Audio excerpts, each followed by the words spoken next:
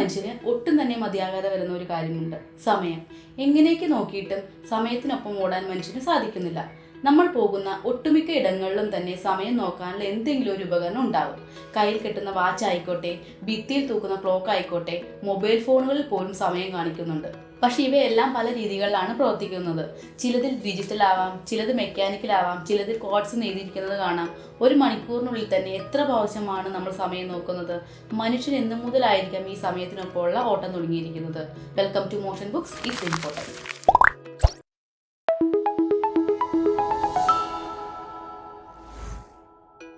ആദ്യകാലങ്ങളിൽ മനുഷ്യൻ അലഞ്ഞു തിരിഞ്ഞ് വേട്ടയാടി നടന്നിരുന്നവർ ആണെന്ന് അറിയാമല്ലോ. അവരെ സംബന്ധിച്ചിടത്തോളം സമയം എന്ന് പറയുന്നത് ഒരുപക്ഷെ സൂര്യൻ ഉദിക്കുന്നതും അസ്തമിക്കുന്നതും കണക്കാക്കിയുള്ളത് മാത്രമായിരിക്കാം. മറ്റ് ജീവജാലങ്ങളെ സംബന്ധിച്ചിടത്തോളവും സമയം എന്ന് പറയുന്നത് ഇത്രമാത്രം തന്നെയല്ലേ. ഋതുക്കൾ മാറുന്നതനുസരിച്ച് ഭക്ഷണത്തിലെ ലഭ്യതയും മറ്റും വ്യത്യാസം വരും. അതനുസരിച്ച് ജീവികൾ ചിലപ്പോൾ പലയിടത്തേക്കും കുടിയേറേണ്ടതായി വരും. അങ്ങനെ തികച്ചും അടിസ്ഥാനപരമായ ആവശ്യങ്ങൾ മാത്രമുള്ള മനുഷ്യർക്കും മറ്റു മൃഗങ്ങളെ പോലെ കൃത്യമായ സമയം അറിയേണ്ടത് ആവശ്യമായിരുന്നില്ല. എന്നാൽ സിവിലൈസേഷന്റെ ആരംഭം കാര്യങ്ങൾക്ക് മാറ്റം വരുത്തി. മനുഷ്യൻ കാർഷിക വൃത്തിയിൽ ഏർപ്പെട്ടപ്പോൾ അവന് ഒരു സ്ഥലത്ത് സ്ഥിരമായി താമസിക്കേണ്ടി വന്നു. അതോടെ ഏറെക്കുറെ ചിട്ടയുള്ള ജീവിതത്തിന് തുടക്കമായി എന്ന് വേണം മനസ്സിലാക്കാൻ. മാത്രമല്ല, പലപ്പോഴും വിളകളുടെ കൃത്യമായ പരിചരണത്തിന് ദിവസങ്ങളുടെ കണക്കുകൾ സൂക്ഷിക്കേണ്ടതുണ്ട്. അതുപോലെ തന്നെ കാലാവസ്ഥയിൽ വരുന്ന ചാക്രികമായ മാറ്റങ്ങൾ കണക്കാക്കുന്നതിന് മനുഷ്യൻ പലപ്പോഴും സമയം അളക്കേണ്ടതായി വന്നു. ദിനരാത്രങ്ങൾ മാത്രം എണ്ണി ജീവിച്ച് ശീലിച്ചവർക്ക് അവയെ വീണ്ടും ഇടവേളകളായി വിഭജിക്കേണ്ടി വന്നു. തുടക്കത്തിൽ മനുഷ്യൻ ആശ്രയിച്ചിരുന്നത് സൂര്യഘടികാരത്തെ ആയിരുന്നു എന്നാണ് മനസ്സിലാക്കാനാവുന്നത്. ഈജിപ്ഷ്യൻസ് ആണ് സൺ ഡയൽ ആദ്യമായി കണ്ടുപിടിച്ചത്. ഇവർ തന്നെയാണ് ഒരു ദിവസത്തെ 12 തിരിച്ചത് എന്നാണ് വിശ്വസിക്കുന്നത്. രാത്രികാലങ്ങൾ മനുഷ്യപ്രവൃത്തികൾക്ക് ഒന്നും തന്നെ അനുയോജ്യമല്ലാതിരുന്നതിനാൽ അപ്പോഴത്തെ സമയനിർണയവും നടത്തിയിരുന്നില്ല. BC 3500 മുതൽ ഈ വ്യവസ്ഥ നിലവിലുണ്ടെന്നാണ് പറയപ്പെടുന്നത്. നിഴലിന്റെ സഹായത്താൽ സമയം കണക്കാക്കുന്ന രീതിയായിരുന്നു സൂര്യഘടികാരത്തിൽ. നീളമുള്ള കമ്പോ അതുപോലെ വടിയോ അങ്ങനെ എന്തെങ്കിലും കുത്തി നിർത്തും. നോമോൻ അല്ലെങ്കിൽ ശംഖു എന്നാണ് ഇതിനെ പറയുന്നത്. സൂര്യന്റെ സ്ഥാനം മാറുന്നതനുസരിച്ച് അതിന്റെ നിഴലിന്റെ നീളവും സ്ഥാനവുമെല്ലാം മാറും. ഇതൊരു താഴെ വെച്ചിരിക്കുന്ന പ്ലേറ്റിൽ പതിയും. ഈ പ്ലേറ്റിൽ 6 വരകൾ ഉണ്ടാകും. ഇത് നോക്കിയാണ് ഇവർ സമയം കണക്കാക്കിയിരുന്നത്. ഇതിന്റെ പരിഷ്കരിച്ച പല രൂപങ്ങളും പിന്നീട് വന്ന ഒട്ടുമിക്ക സംസ്കാരങ്ങളിലും കാണാനാവുന്നതാണ്. ആധുനിക കാലത്ത് പോലും പലരും സൂര്യഘടികാരത്തിന്റെ പലവിധ പതിപ്പുകളും നിർമ്മിച്ചിരുന്നു. എന്നാൽ ഈ രീതിയിൽ കുറേയേറെ പ്രശ്നങ്ങൾ ഉണ്ടായിരുന്നു. നിഴലിനെ അടിസ്ഥാനമാക്കിയ വ്യവസ്ഥ ആയിരുന്നതിനാൽ വെളിച്ചം അത്യാവശ്യമായിരുന്നു. പകൽ സമയങ്ങളിൽ കാർമേഘങ്ങളുള്ളപ്പോൾ സമയം കണക്കാക്കുക എന്നത് വളരെ ബുദ്ധിമുട്ടാണ്. അതുപോലെ തന്നെ രാത്രികാലങ്ങളിൽ നിഴൽ കാണുവാൻ സാധ്യമല്ലല്ലോ. പിന്നെ ഏറ്റവും വലിയൊരു പ്രശ്നം എന്നാൽ ഋതുക്കളായിരുന്നു. വർഷത്തിൽ ഓരോ സമയത്തും സൂര്യന്റെ സ്ഥാനം മാറി നിൽക്കും. ഭൂമി സൂര്യന് ചുറ്റും വലം വയ്ക്കുന്നതിൽ ഉള്ള ചില വ്യത്യാസങ്ങൾ കാരണമാണ് പലയിടത്തും ദിവസത്തിന്റെ നീളത്തിൽ വലിയ വ്യത്യാസങ്ങൾ ഉണ്ടാവുന്നത്. അതുപോലെ നിഴലിന്റെ സ്ഥാനവും പലപ്പോഴായി മാറിക്കൊണ്ടിരിക്കും. ഇത് സൂര്യഘടികാരത്തിന്റെ കൃത്യതയെ കാര്യമായി ബാധിച്ചിരുന്നു. ഇതുപോലെ ജലഘടികാരവും വളരെ മുമ്പേ തന്നെ നിലവിലുണ്ടായിരുന്നു എന്നാണ് വിചാരിക്കുന്നത്. ഏകദേശം 1500 BC തന്നെ ഇത് ഉപയോഗിച്ചു എന്നതിന് തെളിവുകളുണ്ട്.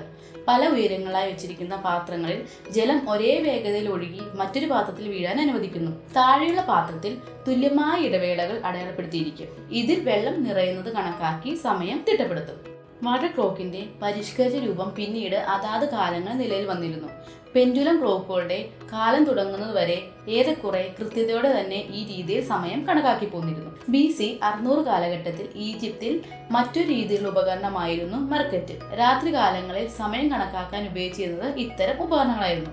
ഇത് കൂടുതലായും കൈകാര്യം ചെയ്തിരുന്നത് പുരോഹിതരായിരുന്നു. ധ്രുവ നക്ഷത്രത്തിന്റെ സഹായത്താലാണ് ഇതിൽ സമയം കണക്കാക്കിയിരുന്നത്. ഇന്ന് അറിവുള്ളതിൽ വെച്ച് ഏറ്റവും പഴക്കമുള്ള ഒരു ആസ്ട്രോണമിക്കൽ ഇൻസ്ട്രുമെന്റ് ആണിത്. ഇതുപോലെ നിലനിന്നിരുന്ന മറ്റൊരു ഉപകരണമാണ് കാൻഡിൽ ക്ലോക്ക്. അതായത് മെഴുകുതിരിയിൽ പ്രത്യേകം അടയാളങ്ങൾ ഇട്ടതിന് ശേഷം കത്തിച്ചു വെക്കും. ഉരുകി ഓരോ അടയാളങ്ങളിൽ എത്തുന്നതനുസരിച്ച് സമയം കണക്കാക്കിയിരുന്നു. ലോകത്തിന്റെ പല ഭാഗങ്ങളിലും ഇത് ഉപയോഗിച്ചിരുന്നതായി അറിവുണ്ട്. അതുപോലെ തന്നെ ആദ്യകാലങ്ങളിൽ ഉപയോഗിച്ചിരുന്ന മറ്റൊരു രീതിയാണ് അവർ ഗ്ലാസ്. ഇതിന്റെയും ഉൽപ്പത്തിയെക്കുറിച്ച് വ്യക്തതയില്ല. ഇതിന്റെ പ്രവർത്തന രീതി എല്ലാവർക്കും തന്നെ അറിവുള്ളതാണല്ലോ. സെക്സഡെസിമ, അതായത് 60നെ അടിസ്ഥാനമാക്കിയിട്ടുള്ള സംഖ്യാരീതി ആദ്യമായി സുമേറിയയിലാണ് തുടങ്ങിയതെന്നാണ് നമുക്ക് മനസ്സിലാക്കാനാവുന്നത്. എന്തുകൊണ്ടാണ് ഇവർ 60നെ അടിസ്ഥാനമാക്കി ഇങ്ങനെയൊരു വ്യവസ്ഥ സ്ഥാപിച്ചതെന്ന് വ്യക്തമല്ല. അവർ പല ജ്യോതിശാസ്ത്ര കണക്കുകളും ഈ വ്യവസ്ഥയിലൂടെയാണ് അവലംബിച്ചിരുന്നത്. ഇത് പിന്നീട് ബാബിലോണിയക്കാരിലൂടെ ഗ്രീക്കിലെത്തി. ഏതാണ്ട് BC 6-ാം നൂറ്റാണ്ടൊക്കെ ആയപ്പോഴത്തേക്കും ഗ്രീക്കുകാർക്ക് ഭൂമി പരന്നല്ല ഉരുണ്ടാണ് ഇരിക്കുന്നതെന്ന് മനസ്സിലായിരുന്നു. ഗ്രീക്ക് ജ്യോതിശാസ്ത്രജ്ഞൻ ഇറാറ്റോത്തനീസ് ലാറ്റിറ്റ്യൂഡ് നിർമ്മിക്കുന്നതിനായി വൃത്തത്തെ 60 ഭാഗങ്ങളായി വിഭജിച്ചു. പിന്നീട് ഹിപ്പാക്രസ് ഇത് കുറച്ചുകൂടി പരിഷ്കരിച്ചു 360 ഡിഗ്രിയായി വിഭജിച്ചു. അദ്ദേഹം തന്നെയാണ് ദിവസത്തെ 24 ഭാഗങ്ങളാക്കിയത്.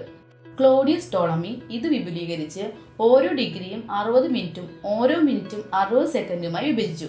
പക്ഷേ അക്കാലത്ത് സമയം കണക്കാക്കാൻ ഈ രീതി ഉപയോഗിച്ചിരുന്നില്ല എന്ന് വേണം മനസ്സിലാക്കാൻ. കാരണം ചരിത്രപരമായ പല അവശേഷിപ്പുകളിലും കാണുന്നത് ഘടികാരത്തിൽ 12 വരെയുള്ള ഭാഗങ്ങളായാണ് വിഭജിച്ചിരിക്കുന്നത്.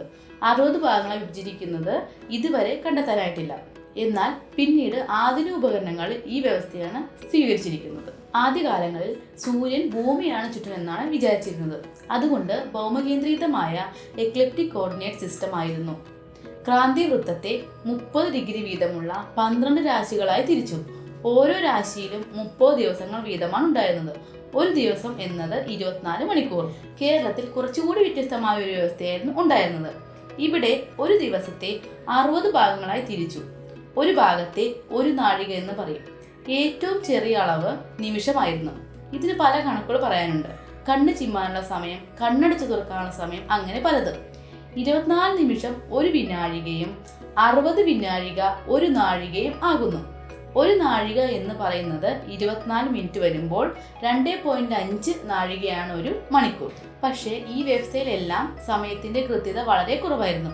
കാലം പുരോഗമിക്കുന്തോറും ആളുകളുടെ ജോലി സമയമെല്ലാം ക്രമീകരിക്കപ്പെട്ടപ്പോൾ സമയത്തിൽ കൃത്യത കൂടുതലായി വേണ്ടി വന്നു. പെൻഡുലത്തിന്റെ കണ്ടുപിടുത്തം ഇതിനൊരു പരിധിവരെ സഹായിച്ചു. അതോടെ സമയനിർണ്ണയത്തിൽ മനുഷ്യരാശി ഒരു പുതിയ മുന്നേറ്റം നടത്തുകയുണ്ടായി. ഈ രീതിയിലുള്ള എസ്കേപ്മെന്റ് സിസ്റ്റം സമയനിർണ്ണയത്തിൽ പുതിയൊരു വഴിത്തിരിവായിരുന്നു. അതെന്താണെന്നറിയാൻ നിങ്ങൾക്ക് ആഗ്രഹമില്ലേ? അതിനാൽ സബ്സ്ക്രൈബ് ചെയ്യാൻ മറക്കല്ലേ. ഈ വീഡിയോ ഇഷ്ടമായെങ്കിൽ പ്ലീസ് ലൈക്ക്, ഷെയർ. സമയത്തിന്റെ ചരിത്രത്തിലെ കൂടുതൽ വിശേഷങ്ങളുമായി മറ്റൊരു എപ്പിസോഡിൽ കാണാം. Thank you for watching. By.